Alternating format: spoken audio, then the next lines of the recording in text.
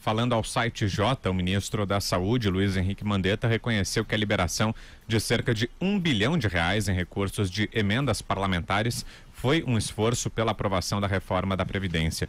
De acordo com o ministro, novas liberações de recursos para ajudar o governo ainda podem ser feitas. A declaração de Mandetta difere da do presidente Jair Bolsonaro, que em entrevista e nas redes sociais disse que a medida é uma ação normal da administração pública sem relacioná-la com a Previdência. Após causar polêmica, o ministro da Saúde também disse à Folha de São Paulo que a liberação de emendas é uma ação normal. A liberação de verbas federais em troca de votos no Congresso, uma das características do chamado toma lá da cá, é uma prática que Bolsonaro, durante a campanha, afirmou que iria acabar. O Andreasa, é algo que aconteceu durante o governo Temer, inclusive durante as negociações da reforma da Previdência àquela altura, e foi uma prática muito criticada, né?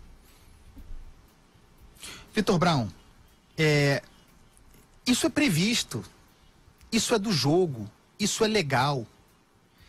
Não há nenhum crime em liberação de emenda, em empenho de emenda. E não há nenhum crime em usar esse instrumento que leva a progresso como ferramenta de convencimento. Sempre defendi isso aqui, sempre defendemos e sempre criticamos o governo Bolsonaro por não fazê-lo. E criticamos o bolsonarismo por tratar esta atividade que agora emprega como atividade criminosa, criando o tal do toma lá da cá. Não se trata disso. É evidente que a liberação dessas emendas, conforme confessado pelo ministro da Saúde, é uma forma de agradar e de engajar os parceiros. Isso também é política. Isso também é política. São instrumentos orçamentários por meio dos quais se engaja. Não há crime, as pessoas não estão necessariamente colocando esse dinheiro no bolso. Esse dinheiro chega na ponta, chega no município, melhora a vida das pessoas, melhora sim. Nem tudo em matéria de atividade política é corrupção. Nós fomos tomados pela ideia de que o Brasil é tomado e controlado por um grupo corrupto. E não é assim. É claro que a corrupção existe. E está sendo combatida. Mas está aí o governo Jair Bolsonaro, eleito com a bandeira anticorrupção, alguém contra quem até agora não há nada, praticando atividade política. Que, quando o Temer fazia, porque era exatamente igual, aquilo era crime. Aquilo era suspeito, aquilo era coisa de bandido, aquilo era comprar voto. Ou é ou não é. Para mim, sempre foi a mesma coisa. Não é compra de voto. Não é toma lá da cá.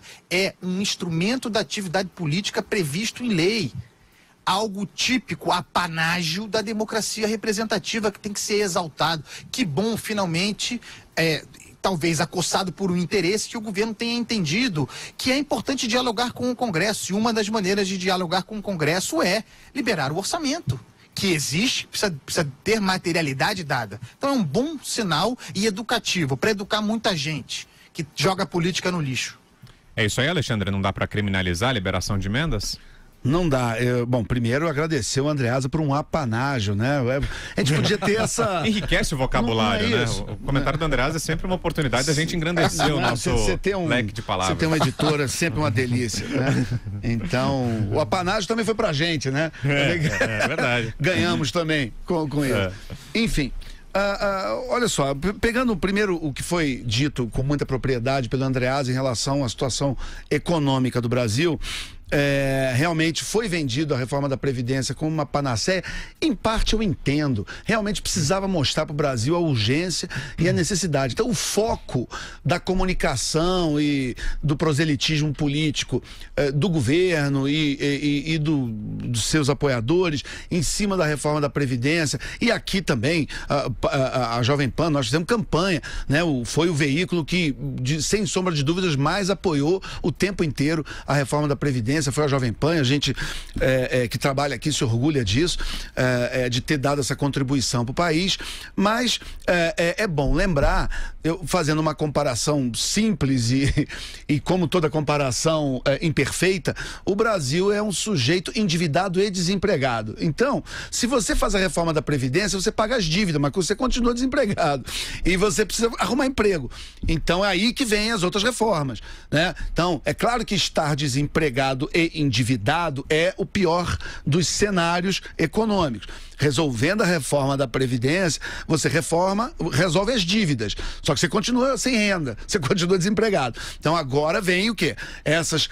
E nós temos, e aí sim o Brasil está num momento virtuoso de ter uma equipe econômica que é um time dos sonhos, tem um time de craques lá no Ministério do Paulo Guedes, ele escolheu muito bem, tem realmente grandes brasileiros realmente comprometidos com reformas profundas, macro e microeconômicas, numa direção liberal, numa direção de libertar a economia brasileira tão amarrada, com tanto intervencionismo, liberar o espírito empreendedor dos brasileiros, para que a gente volte a ter um crescimento robusto, sustentável, de verdade, que o Brasil realmente tenha um crescimento de verdade, não um crescimento falso, como a gente viu no lulismo, aquele crescimento baseado em bolhas de crédito, em dinheiro inventado, em expansão de base de crédito, em alquimia e feitiçaria econômica, que infelizmente e aí os mais liberais por isso defendem, inclusive, que não deve haver Banco Central.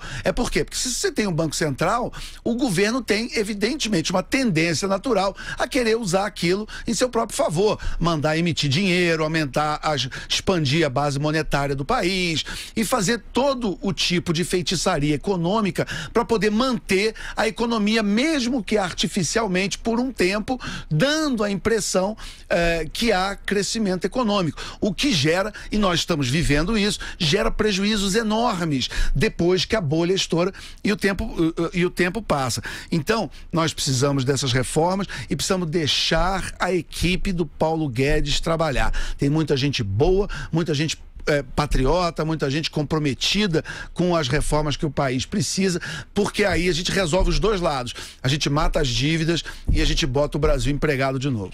E você, Bruno, o que achou da liberação de emendas? Rapidinho para fechar nosso primeiro bloco. Bom, isso faz parte do jogo, que como está claro, quer dizer, isso não é nenhuma novidade, todos os presidentes utilizaram desse tipo de expediente.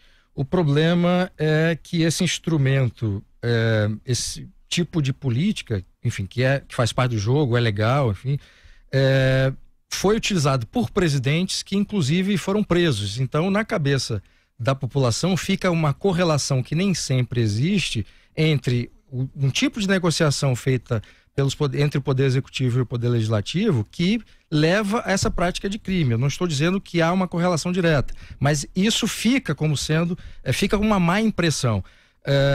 Eu acho que esse tipo de problema, ele tem uma origem, os incentivos que são criados.